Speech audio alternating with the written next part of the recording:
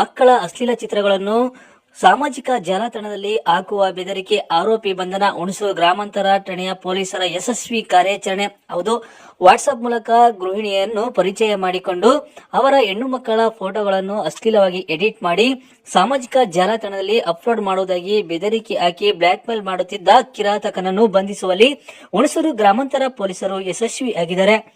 ವಿಜಯನಗರ ಜಿಲ್ಲೆಯ ನಿವಾಸಿ 28 ವರ್ಷದ ವೀರೇಶ್ ಬಂಧಿತ ಆರೋಪಿ.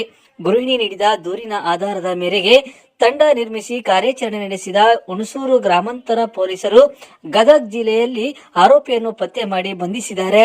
ಇನ್ನು ಹುಣಸೂರು ತಾಲೂಕು ನಿಲವಾಗಿಲು ಗ್ರಾಮದ ಗೃಹಿಣಿಯನ್ನು ವೀರೇಶ್ 6 ತಿಂಗಳ ಹಿಂದೆ ಪರಿಚಯ ಮಾಡಿಕೊಂಡಿದ್ದಾನೆ.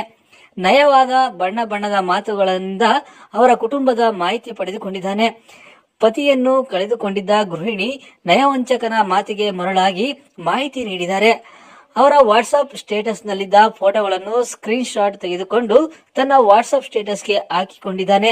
ನಂತರ ಗೃಹಿಣಿಗೆ ಇದ್ದ 3 ಹೆಣ್ಣು ಮಕ್ಕಳ ಫೋಟೋಗಳನ್ನು ಸಂಗ್ರಹಿಸಿ ಅಶ್ಲೀಲವಾಗಿ ಎಡಿಟ್ ಮಾಡಿ ಸಾಮಾಜಿಕ ಜಾಲತಾಣದಲ್ಲಿ ಹಾಕುವುದಾಗಿ ಬ್ಲಾಕ್ ಮೇಲ್ ಮಾಡಿದ್ದಾನೆ.